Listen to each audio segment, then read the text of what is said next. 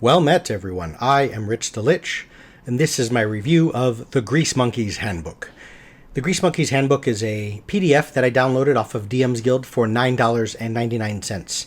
You get quite a bit here as far as actual product, so to speak. There's 119 pages in this PDF. I don't know why, but when I received the download links, it allowed me to download two versions of it. I also got a relatively large zipped up folder within were a bunch of maps. I haven't read through all of the details on, I think there's some sort of an adventure that you can run your players through here, and I don't know if the maps pertain to that. There isn't anything that indicates that they're handouts per se, but there was just a bunch of extra bits and seemingly quite a lot for $9.99. But let's delve into this, run it through my review system of layout, design, and editing. We'll talk about art, and of course, we'll talk about content. At the end of this all, I hope to better inform you as to whether or not this might be something that is a good fit for you and your gaming group. Let's jump into it.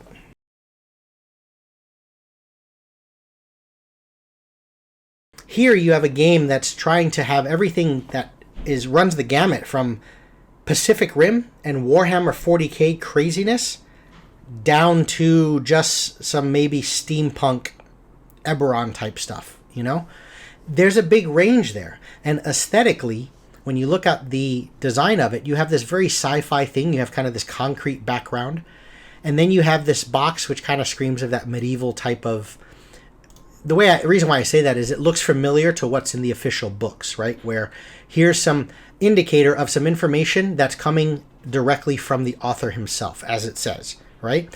But what happens is by having so many different fonts, so you have this bold here, this bold red. These are obviously sort of headings. This is the Nomad, this is the Junker, this is the Grey Wolf. And then here, in nice font, very readable, is some details and information about that. I appreciate sort of this paint splatter, you know, where you're getting into what you call the coffee stain of vintage paper look. I appreciate that, but that being said, move it over a little bit. It doesn't need to be obtrusive to the point where I'm sort of trying to navigate through some of the information, okay? Don't let the visuals of it conflict with just being able to read words. So, as I said, you have these headings here. But then when I get down into this part, you have these sort of these headings as well with information underneath, but that font's different. If you look at it, maybe it's the same but not bold. Does this mean something a little more than this? Or are they just subheadings, you know, that all fall within this category, just as these fall within this category? And then you get down into here and you have this bold font in black underneath this subheading, which is underneath this subheading, but yet these are both kind of the same size. Well, is this the real main heading of the category? Because it's bigger. Well, but that's underlined just like this is, but yet this is not underlined. And you see where I'm going with this, you know? There's a chart here, which has this serif font, you know, very beautiful, kind of looks like that more fantasy, typical novel format, right? And then you have this very modern sans serif clean sort of Lato font. And then you get down into here. This is normal written word. I'm trying to read this here. And then you have these bold parts. But then you have a lot of information with pluses and minuses and modifiers. This -6 is down here. It's attached to this, but maybe it should have been on the same line. And then you get into this all sort of lowercase font. And then you have all caps. And then even though you had words down here explaining sort of how to run through this, here's an example in all caps. And that's a different font style. So within this document alone, there's 3 or 4 font styles. And then you have bold font here with a different font style in a chart. But then you have a different font style here, you know? And then as you get through some of the spacing, this paragraph is way too close for how bold and big this is.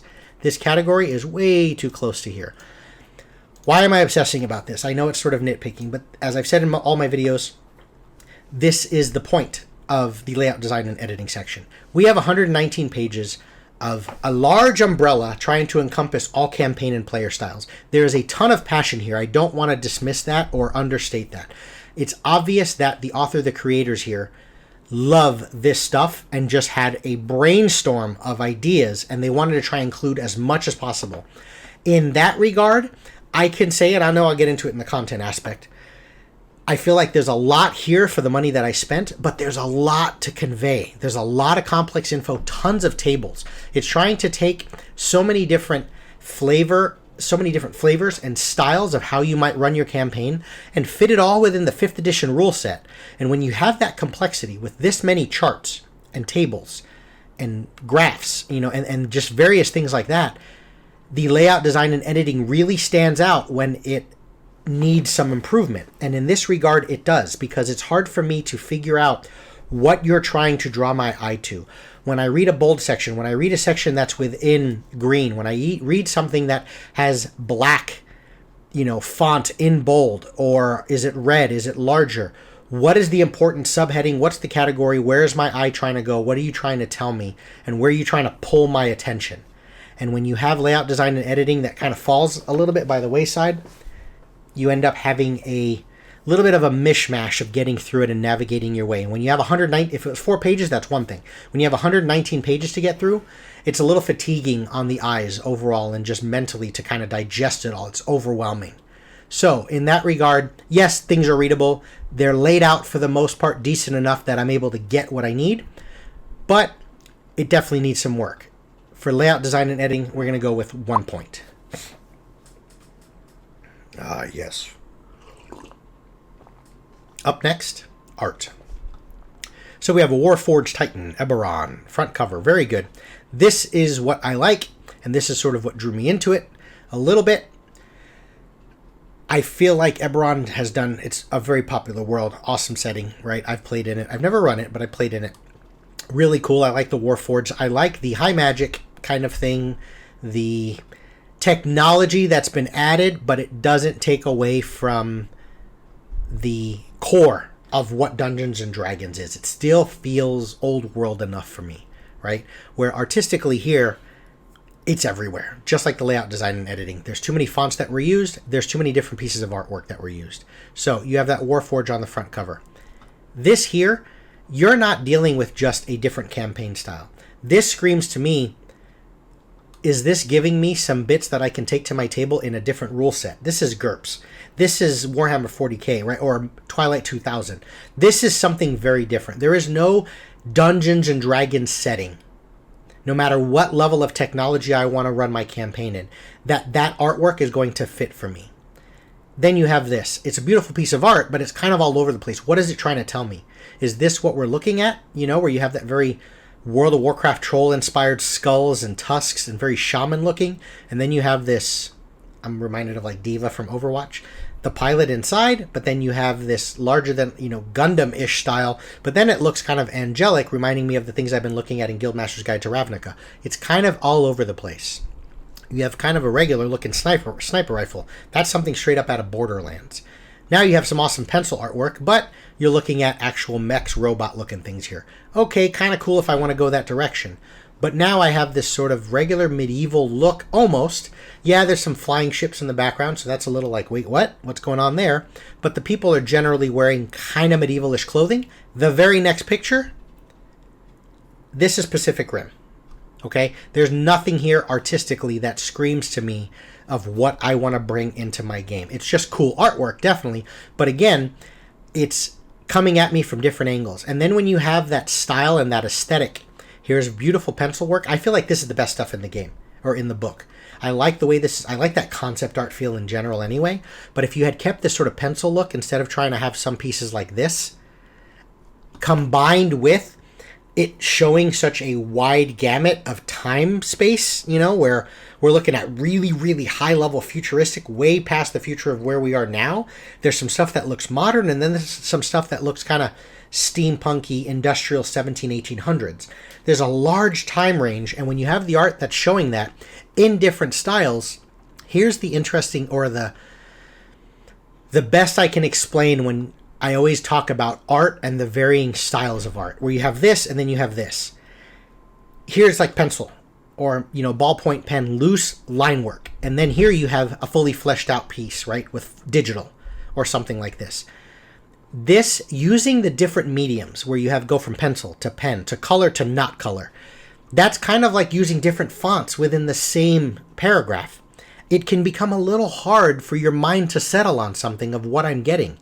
And it feels a little bit like the creators just took some of their favorite pieces that they feel like fit with the thoughts that are brainstorming in their head, and they just dumped them all in here. There's no coherent, sort of cohesive, artistic feel to the whole thing.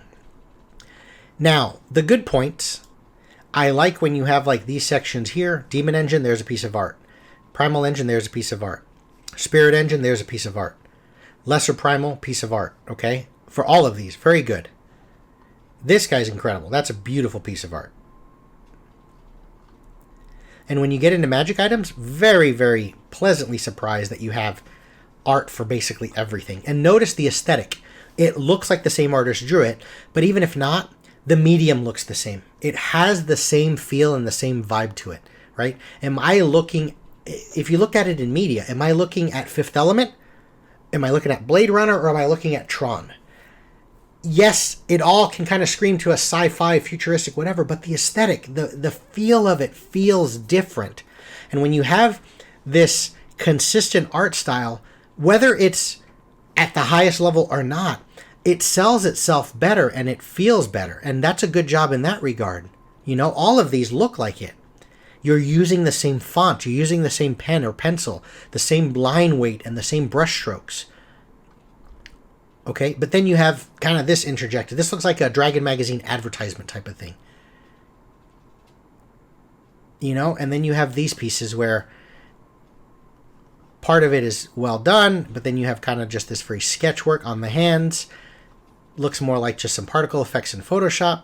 You know, it's just, the art is kind of, there's a lot of it, but it's kind of hit and miss, and it's all over the place. So as such, for 3 points, I'm going to give the art 2 out of 3. And the reason for that is it's all over the place, and I know I kind of made my words and comments sound worse than the score that I gave it, but for the parts that I think I want to use, or at least really delve into and see if there's something there, I'm pleasantly surprised that magical items, you know, there's a bunch of places where if you were not to have any art, it would be these sections. And there's a lot of good artwork there. And, you know, for the pieces, even though it's kind of a mishmash and doesn't fit, for the pieces that are there, overall things are from an artistic skill level, they're well drawn. Whether they would have fit together into one, you know, joined together to create a unified document, that's a different story. The skill of it was drawn well. So for that, we'll give it 2 out of 3 points.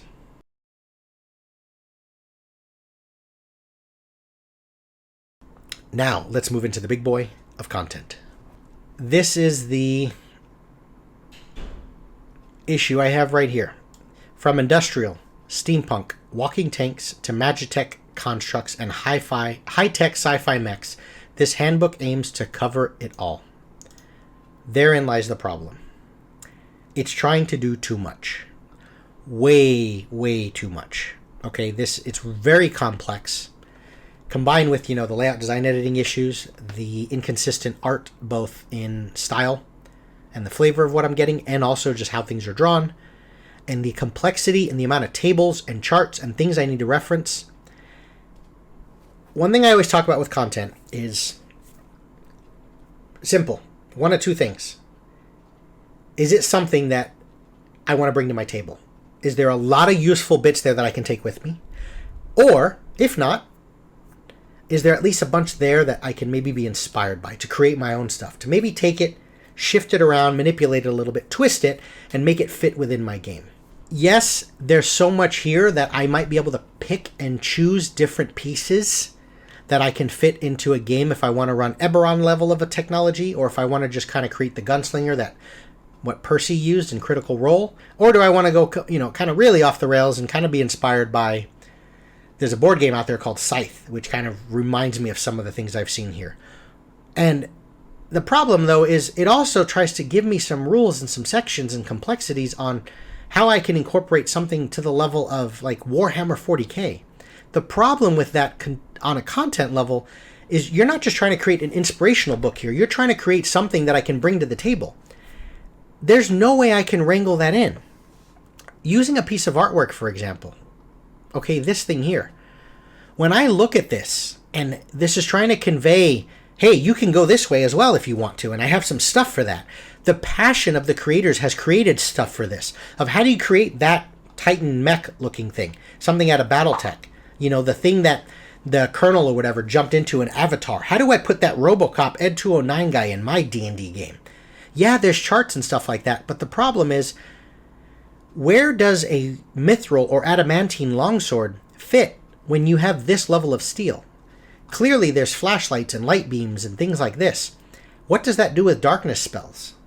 Does that invalidate explorers packs and the need for torches? When there's this level of technology in your world, is the light spell even necessary anymore? When you have that sort of leather, is the quiver of Alona obsolete? When you have a backpack and, a system of capacity that you can carry that much? Look at the guns on this back wall here. Okay, and I know we're just looking at a piece of art and I'm obsessing about that, but the thing is the content is here. So you would think that's a wonderful thing, right? The content is here to show you tables and charts and various things of how to build this and how to use it. But it doesn't fit within the 5th edition game space. It doesn't. Because I'm looking at it from the level of, can I bring it to my table? I understand that it's up to the DM to decide if I even want this level of technology. And I appreciate the passion in creating the charts of how to bring it into. But I don't have any confidence that that stuff is even close to balanced. Here's one, for example. So you have some new equipment. Now, these aren't things that are going on your mechs and whatnot, but these are just a new equipment for the adventurer, for the character. You have a plasma pistol. It's insanely expensive, right? It has the light, which I'm assuming is the same as regular Player's Handbook stuff. And then it has the plasma thing, which I read it a little bit. It's basically showing you that, certain things will melt and blah, blah, blah. You have different ranges, okay? But it deals 1d6 fire. So I shoot you in the face with a plasma pistol, and that's less potential damage than a rapier. There's some inconsistencies here. There's a lot of inconsistencies here. There's stuff that is cool when you talk about it sitting on the couch, and I'd love to sit with the author of this and the creator and just chat and get his ideas on where he is in his head about how much he enjoys this sort of vibe and this feel. But once I bring it to the table, I don't know where to go. I don't know what I need to change or not change. You need to do one of two things with content that you're intending for me to bring to my gaming group.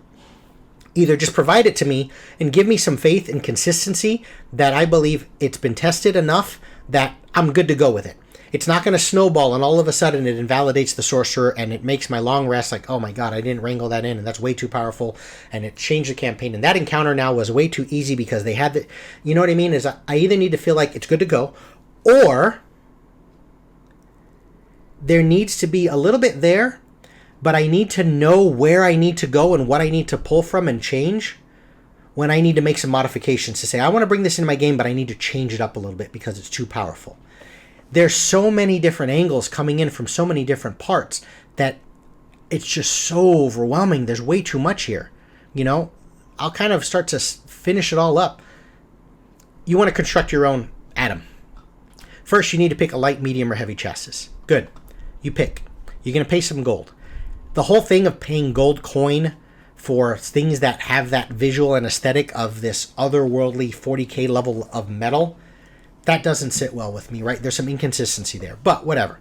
So you pick that. Then what type of mobility you want? Let's say we're going to go with a light thing. And then I want light. I want it to be wheeled. So mobility, I want it to be super fast. 60 feet. Cool. That's moving about the same as a horse, right? He's immune to prone. Cool. Costs more gold. Whatever. Fine. Next, what kind of engine and fuel tanks do I want? Cool. Let's go with a single fuel tank because I can do it with this thing because I'm using light. I couldn't even pick a bigger fuel tank because I don't have the right size chassis. All right, great. But what type of engine grade? What kind of basically mileage do I want to get out of it? Well, depending on, the more you spend, you can get a higher quality thing. Cool. Use my fuel. Now, what's my industrial class? Remember, I'm just trying to make something here. All right, I've got these different classes, and then I have a chart here where it's like, okay, there's armor plating of 30. Okay, I don't know what that means, but let me scroll around. Okay, it gives me resistance to non-magical piercing damage. The chassis has 1d6 resistance, and I get a +1 module slot. What is that? Oh, okay, here it is. Here's module slots. Okay, here's the table. Okay, if I can't pay for it, I can choose lower quality stuff to reduce the price. All right, so let's remember this half modifier. Take the prices, lower it by half. But I have to remember this stuff. There's a faulty property I need to look up, and then I'm going to get -1 to all ability checks and so on and so forth. Okay, cool. Now I've got these modules, which is what I use to attach cool different things onto. All right, I need to write these down. Here's my things. What does forward-facing mean? All right, that's a good class. Was I in the right class? Did I pick military? I don't remember. Let me go back up. Okay, I didn't pick military over here somewhere. Maybe I did, but is it the right chassis type? I think I'm good to go. Okay, so we'll assume I have military, and then okay, here's another chart of, there's so many upgrades, but then I think up here it says somewhere you can only use one, right? Per thing. I have 2 modules though. That's right. So let's write that down. I still need to look up what the faulty is. What is the difference of plasma weaponry? Is there anything here at the table that matters? Like when I shoot something, does he take damage round after round? Okay, well I don't know what these manipulator is. A special rule for the module. They have a light chassis, have a reach of 5 feet. On a medium chassis, have a reach of 10. You start seeing there's entire rules. I need 2 character sheets to be able to remember these things. One of the big elements of dungeon mastering, D&D, the way the flow and vibe at your table is, regardless of how cool your world is and all the other bits, is pacing. It's everything. Other than having fun, it's the second most important rule in any Dungeons & Dragons game, period. I don't care where you come from, who you are as a dungeon master, what your experience level is. I don't care if you're Mike Merles, Matt Mercer, Chris Perkins. If you do not have you need to have fun. If you're not having fun, people aren't going to show up, right? But beyond that, if you do not have good pacing, the game will fall flat. Energy level is going to die. In this day and age with technology, people will be on their phones, so on and so forth. One of the big elements with pacing is looking up rules, right? I mean, even within just the 5th edition rule set itself, now that you have all these books, well, how do we handle ships? Well, let's refer to Ghosts of Saltmarsh. Oh, well, then how do we handle identifying a spell to see if I can counterspell that? Well, is he using the subtle spell? Well, don't look in the player's handbook, look in Xanathar's guide. Rules look up. How many times when you're running through a grapple situation, you need to refer to that? Well, hold on, what's the condition? Is he restrained or is he just grappled? Am I automatically grappled or do I get opposed grapple checks? Now it's my turn. I want to escape. How do I escape? Wait, is that my bonus action? Is it my full round to escape? You get where I'm going with this, right? We often have to just still reference or are tasked as a dungeon master with remembering all the nuances of how the disengage, the dodge, the hide, stealth checks, all these other things work. When you have something like this to bring to the table, but I have 42 different things I have to remember. Look at the spells. Yeah, it's cool that there's spells in here, right? And it's, a new class where, maybe they could work for the Artificer, which I think is one of the Unearthed Arcana classes, and, it's good for Cleric and Warlock and Wizard. I like that there's this new class, or these new spells that work. And then I like that you have this sort of new school of magic, automation magic. But look at these spells. Look at I'm always very hesitant when there's paragraphs of trying to explain something that is happening at the table, right? So look at that. Look at this. This is a 2nd level spell, but look how big it is. Okay? Look at exoneration, or fabricate clockworks. It goes into a next column. It's here. And on the next page, look at fragmentation. Look at fuse. That's fuse. Greater construct steed. There's passion here, right? There's someone's mind at work that has awesome, cool ideas. But manifesting it into actual gameplay, no one's going to remember this stuff. So what's going to happen is, your player says, I want to use instruct, and I want to do this and that. And you're like, cool, what's it do? Okay, hold on. So you place a magical sigil of mechanus on a creature that you can see. Okay, can he understand me? Okay, we have to speak the same language. Okay, give me a wisdom saving throw. All right, you're charmed for the duration. Okay, while these charms, a creature that can't okay, whatever, fine. Should you issue... wait a minute. You can issue any command you choose. Should you issue a command, the spell... Okay, and the DM saying, okay, how do I remove it? Do I get another save at the end of the turn? Okay, if charmed... Okay, if your creature takes damage, he can make a wisdom saving throw. All right, okay, upcasting it, fine. All right, what's my... You get where I'm going with that. Just like I was just a moment ago rambling about how to build your own atom. When you have these sort of reference points constantly, you're slowing down something. So it's creating for maybe cool gameplay initially because the ideas are neat, but it's slowing things down. So content-wise, I don't feel like I can bring this to my table. There's too much. I don't know where to begin. I don't know whether it fits that D6 for a plasma pistol.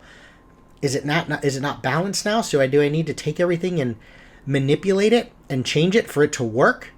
And to bring it all home, with a lot of this stuff, why would I even change my 5th edition system or my D&D game and my campaign to make it work? This just fits better in GURPS. It fits better in another system. If this book was system free, where it's here's ideas of how to incorporate mechs and cool sci-fi and tech and things like that into your gaming system, into your world, more power to you, it would have been much better. But trying to fit this and say that it's for Dungeons & Dragons and it fits for 5th edition, and yes, there's always the little point where it says the DM has full discretion to make the changes he wants. That never needs to be written or said. Every DM can house rule, manipulate, change anything, even in the official books. If you don't like something in the player's handbook, throw it out, right? So that's not a good way of saying, well, I have this here, but if you need to change it, then go ahead and change it. It should be right from the get-go. And I'm not saying that this stuff is wrong, but it's definitely for the wrong system. And when I bought it, and I'm running Ravnica soon, and I am really into the Izzet League. One of my players is playing in the Izzet. He's a veteran role player. He's one of the best role players, so I was really excited about trying to find some more bits that I can chew on to incorporate the Izzet really big into my upcoming campaign. So I was excited when I saw this, and I said, all right, I'm going to read through it. I'm going to see what it is. There's a Warforged looking thing that's Eberron High Fantasy. It has that inventive feel to it. Let's see if this fits. But it screamed at me 5th edition, because I knew I didn't want to look at something that was for... I'm not looking at the military books because I don't want to have to wrangle in how that fits in the 5th edition system. And I want it to fit still within the fantasy, Dungeons & Dragons, Tolkien-inspired, that vibe of what D&D is. And when I get the content that passionately is there, but it's so all over the place and just so overwhelming and too many charts and things to reference... It's just too much. My game has to go entirely this direction and nothing else. The atoms need to be the entire focal point of the game. Nothing else is going to fit because there's just too much to bog down my mind. And as a result of that, there's not a lot that I can feel like I can bring to my table because I'm just not confident in whether it's play tested and balanced. And there's not a lot for me creatively because it's just overwhelmed me too much. I don't know where my inspiration wants to go from here. So, as such, for content, I'm going to give it 2 out of 5. This is my final score, and that is what I have for you folks. This is the Greasemonkey's Handbook, a PDF downloaded for $9.99. That's all I have for everyone. Thank you for watching, and take care.